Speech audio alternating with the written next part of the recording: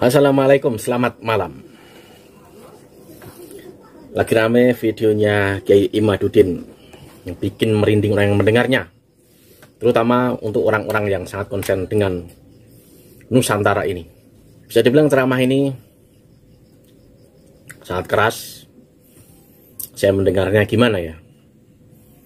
Karena gini, banyak orang Indonesia itu yang gagal paham atau tidak tahu sejarah soal perjuangan orang-orang terdahulu.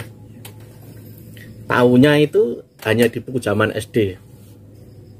Kalau sudah lulus SD, sudah SMP, sudah SMA, ya udah lupa. Bahkan untuk sejarah-sejarah perjuangan itu banyak yang terlewatkan. Apa yang dia katakan ini membakar semangat orang pribumi Nusantara ini, agar apa? Menjadi pejuang, agar ingat sesungguhnya mana lawan, mana musuh dalam selimut, mana teman. Khususnya perjuangan-perjuangan dari zaman Perang Jawa itu sampai ke zaman kemerdekaan, itu ternyata banyak sejarah yang dikaburkan, yang tidak terlihat, yang tidak bisa dibaca orang. Semakin kesini, sekarang semua orang mampu mengetahui sesungguhnya siapa toh orang-orang pejuang zaman dulu itu, kayak apa toh yang mereka lakukan. Mungkin Jokowi jika mendengar ceramahnya Kiai Imaduddin ini pasti tersentuh. Saya dulu pernah baca sejarah soal perang Surabaya 10 November. Ternyata itu perjuangan Kiai Hasyim Asy'ari dengan resolusi jihadnya itu ternyata ada yang ini loh, yang tidak setuju loh. Itu ada. Dan di banyak sejarah mereka itu dulu mereka di Indonesia hidupnya lebih enak daripada orang pribumi. Itu fakta. Bahkan mereka itu sibuk dengan urusan mereka sendiri. Mereka membayar media, perang media di antara mereka sendiri. Uang itu dihambur-hamburkan. Sedangkan di lain tempat, di lain keadaan, orang pribumi ini berjuang melawan Belanda, VOC. Orang pribumi ini berjuang berdarah-darah, banyak yang mati, sangat banyak. Dan mereka tuh nggak peduli. Nah, di era sekarang ini ada yang berusaha seakan-akan mereka lah pejuang agama di Indonesia, seakan-akan mereka lah pejuang negara ini. Seakan-akan mereka dengan gayanya ala orang hebat, seakan-akan mereka. Dan banyak pribumi yang ini terkelabui dengan kata-kata mereka itu. Kalau diperhatikan mereka itu bicaranya cuma apa sih? Gak jauh dari sisi politik sesungguhnya. Seperti ceramah ini, Kiai Imaduddin ini bagus, keras tapi lurus, keras tapi tidak memaki. Seperti Gus Abbas juga itu kan, buntat itu sama. Yang benar tuh yang begitu. Kalau yang mereka tuh keras tapi isinya nyampah. Tapi bagi orang awam dikira tuh hebat. Makanya apa? Terkelabuhi. Dan hanya orang-orang yang literasi sejarahnya banyak tidak bisa terkelabuhi. Tapi kayak apapun, kita hidup di Indonesia ini, kita di Nusantara ini harus menjaga Indonesia ini seutuhnya. Jangan jadi orang bodoh. Jangan jadi orang yang tidak tahu soal sejarah. Karena apa? Orang tidak tahu sejarah bisa salah jalan. Sejarah itu jejak yang nggak bisa dihilangkan. Sejarah itu harus diketahui agar kita tahu mana lawan, mana musuh dalam selimut, mana teman. Ini dia videonya Kiai Imaduddin. Pemberani itu dia yang megangin pedang di tengah medan perang, bukan dia yang megangin mic di atas mobil komando pada masa damai.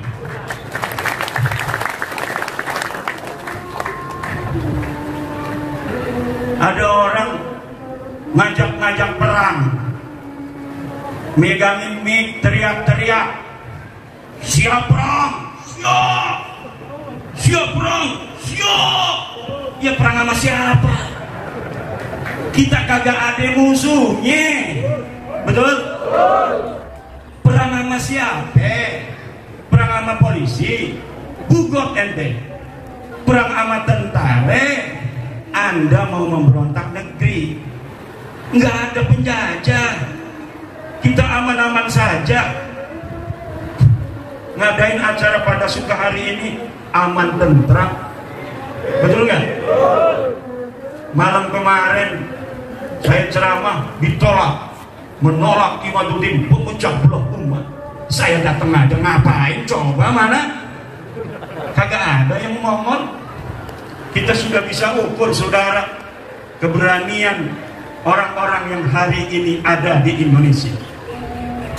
Orang-orang yang hari ini ada di Indonesia, yang berani siapa? Yang berani adalah mereka orang-orang Indonesia yang leluhur mereka ada di Surabaya pada tanggal 10 November 1945. Mereka bilang mereka pemberani. Hei, kamu dan keluargamu, ketika 1926 rakyat Banten perang, kamu dan keluargamu ada di mana? Ketika 1888 Cilegon perang, ente dan keluarga ente ngumpet di mana? Ketika 1825 perang Jawa, ente dan keluarga ente ada di mana? Ane cari kagak ada. Ketika Banten dan POC 1750 perang, acak-acakan kunciran, hangus rata itu Karawaci, Caringin hancur lebur. Kita ingin mengusir para penjajah di bumi Banten dan DKI Jakarta. Kita perang, leluhur kita mati, ente sama keluarga ente ada di mana?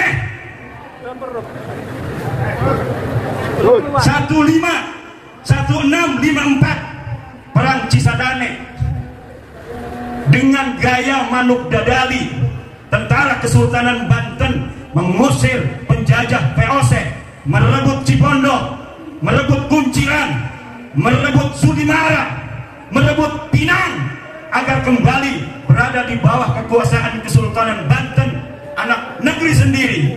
Ketika itu ente dan keluarga ente ada di mana?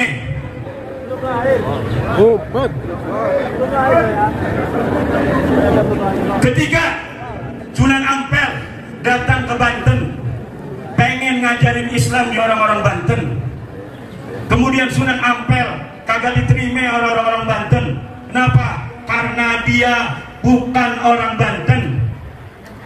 Sunan Gunung Jati ngejar Sunan Ampel, pengen berguru kepada Sunan Ampel di atas gunung apa namanya yang ada di Banten itu, Gunung Santri.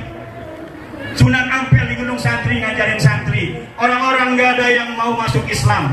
Sunan Gunung Jati mendengar Sunan Ampel ada di Banten, dia kejar dari Cirebon. Ternyata Sunan Ampel sudah pulang ke Surabaya.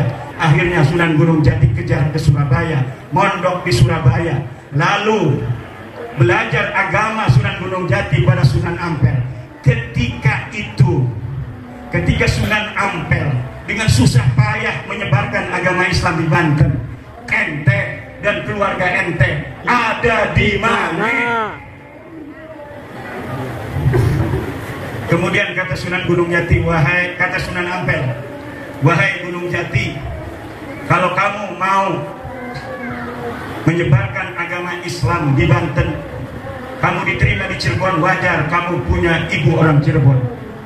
Tapi kalau kamu ngajarin agama Islam di Banten, gua bakal diterima. Saya pengalaman di Banten nggak ada orang berbondong-bondong mau masuk Islam, karena yang nyebarin saya bukan orang Banten.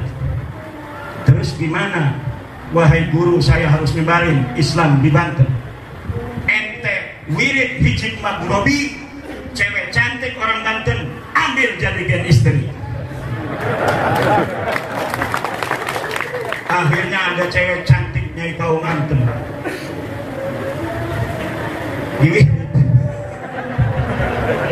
Bismillahirrahmanirrahim. Akhirnya mau Nyai Kaum Banten jadi istri daripada Sunan Gunung Jati. Kemudian lahirnya Maulana Hasanuddin Banten, dan akhirnya Maulana Hasanuddin menyebarkan agama Islam, diterima. Li'anna lisanahu lisanu Banten wa adatahu adatu Banten wa hum ya'tarifuna bi'annahum kahwa bi'annahu kahum. Orang-orang yang berpikir seperti ini dalam cara-cara menyebarkan agama Islam di Nusantara tidak akan mengalami benturan dengan orang-orang Indonesia. Dan hampir seluruh para wali-wali yang ada di Indonesia, min Aceh ila Lampung, wa min Merak ila Banyuwangi, wa min Bali ila NTT, wa min Maluku ila Papua, ada cara-cara pernikahan yang ditempuh untuk menyebarkan agama Islam. Walaupun tingkat keberhasilan mereka di bumi Indonesia bermacam-macam, tetapi caranya satu, cara tasamuh, toleransi, saling asah, saling asih, menyentuh hati, bukan dengan kekerasan dan perang.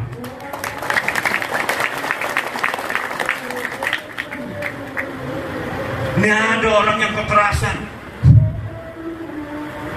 memperlihatkan keberanian di tengah-tengah keheningan.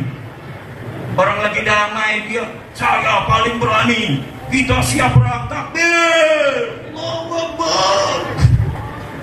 Kata polisi, saya juga Allahu Akbar.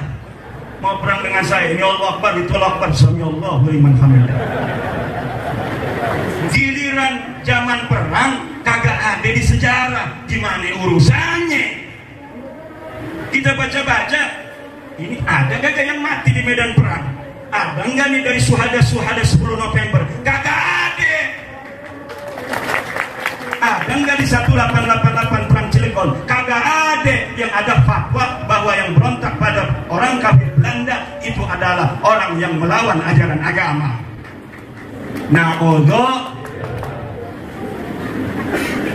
saya ingat kisah Bani Israel kepada Nabi Musa, ngajak perang.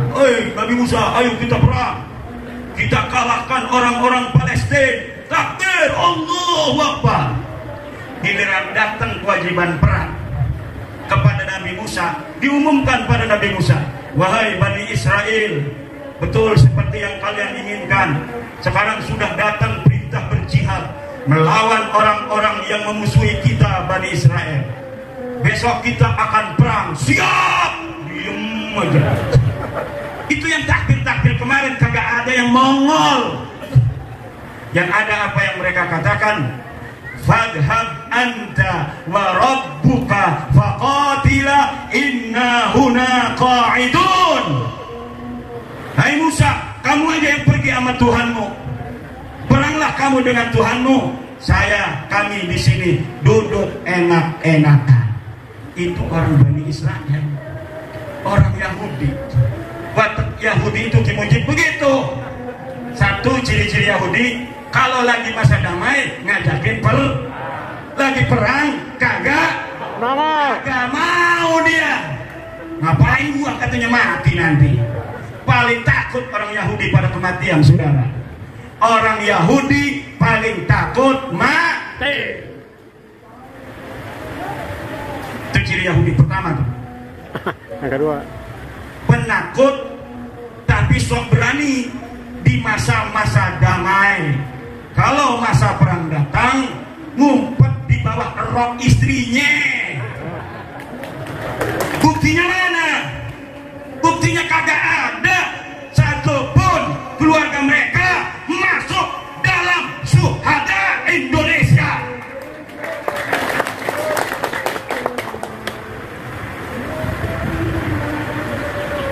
Coba yang pura-pura berani itu, yang sok berani, urut dari namamu sampai Ubedillah, ada nggak yang mati di medan perang? Urut. Jangan bawa-bawa Panglima Hunain Sayyidina Ali, jangan bawa-bawa Panglima Karbala Sayyidina Husain. Mereka adalah cucu Rasulullah. Tapi urut dari Ubedillah sampai namamu, ada tidak yang mati di medan perang? Saya berani untuk bertaruh, tidak ada di antara nama itu sampai mereka yang mati di medan perang untuk